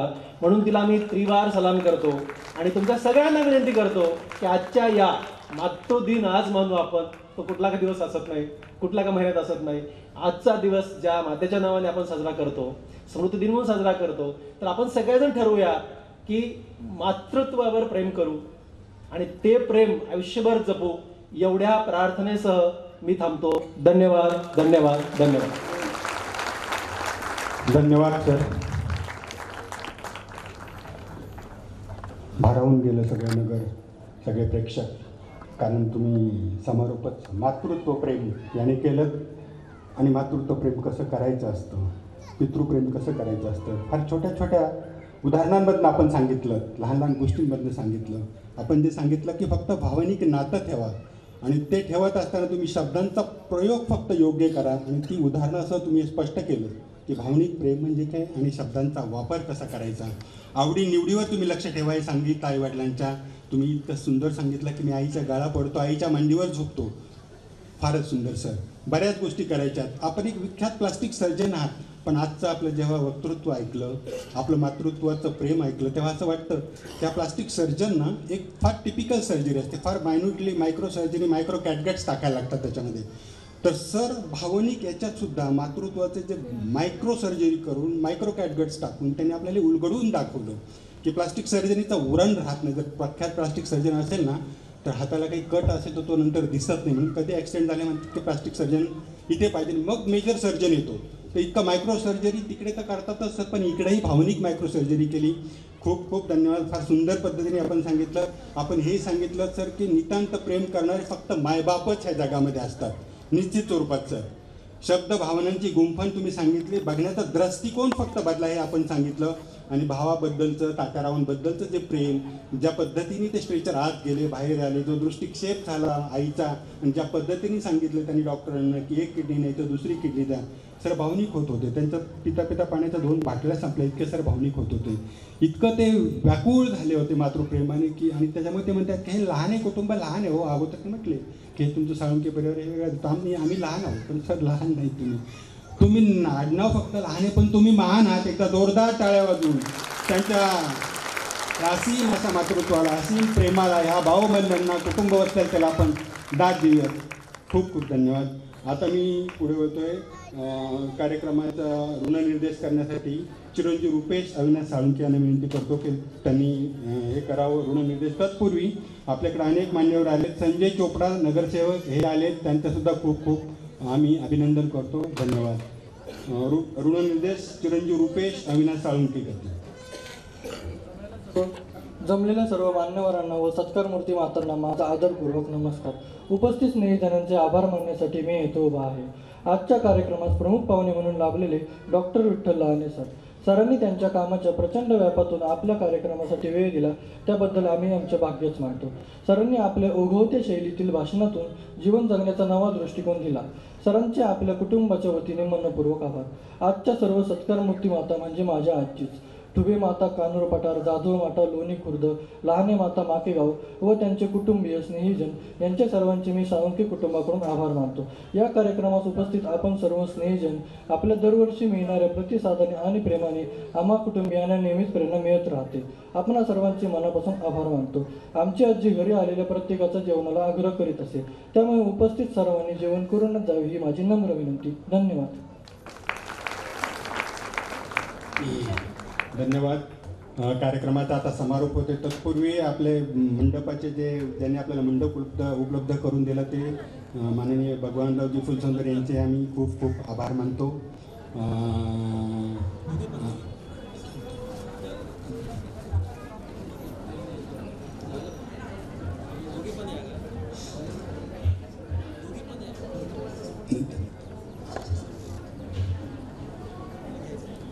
तर आता कार्यक्रमाचा समारोप होतोय. आपण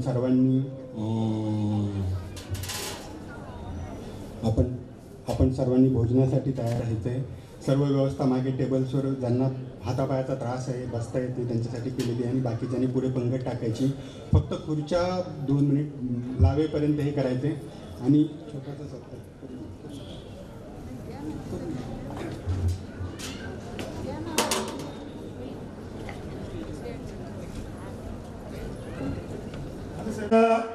रयत शिक्षण संस्थेचे माननीय अध्यक्ष शरदरावजी पवार साहेब यांनी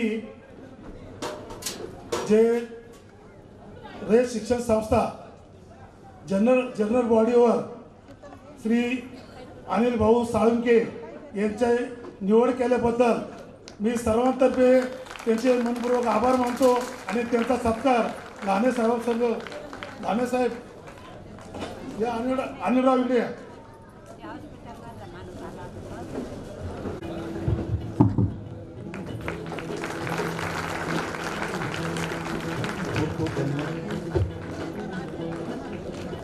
खूप धन्यवाद. अनिल साळुंके आमचे मोठे बंधू यांचा सत्कार होतोय. फार महत्त्वाच्या पदावर त्यांचा पोस्टिंग झालेला आहे रयत शिक्षण संस्थेचा एक पदाधिकारी म्हणून. सर्वांनी व्हॉलंटियर्सनी कृपया मदत करायची, खुर्च्या बाजूला करायला. आपले आहेत वाढणार पण ज्यांना शक्य आहे त्यांनी खुर्च्या एका साईडला करायच्या, जेणेकरून आपल्याला पंगत इथे भारतीय पद्धतीची करता येईल. आणि ज्यांना फारच त्रास आहे, पायाचं बसू शकत नाही, त्यांच्यासाठी मागे बसण्याची व्यवस्था केली आहे. शेळके पण हजर झालेले आहेत, त्यांचंही खूप अभिनंदन. अनेक मान्यवर आलेले आहेत, त्यांचंही अभिनंदन. बऱ्याच जणांची नावं राहिली असतील, त्यांच्या चुकभूल घ्यावी कारण सगळेच मान्यवर आहेत. बऱ्याच जणांची नावं इथपर्यंत आलेली नसतात. खूप सगळ्यांचे आभार. धन्यवाद. एक सूचना आहे, आपल्याला हा कार्यक्रम कसा वाटला, आपल्या या कार्यक्रमाविषयी काय भावना आहेत, आपल्या काही सूचना असतील तर त्या आपण अभिप्राय स्वरूपात आम्हाला निश्चित द्याव्यात. स्टेजच्या डाव्या बाजूला तिथे अभिप्रायासाठी आपण सोय केलेली आहे. सर्वांनी आवर्जून अभिप्राय द्यावा, आपल्या सूचना सांगाव्यात, जेणेकरून हा वर्षानुवर्षे आम्ही परिपूर्णतेने कार्यक्रम करू शकू. धन्यवाद.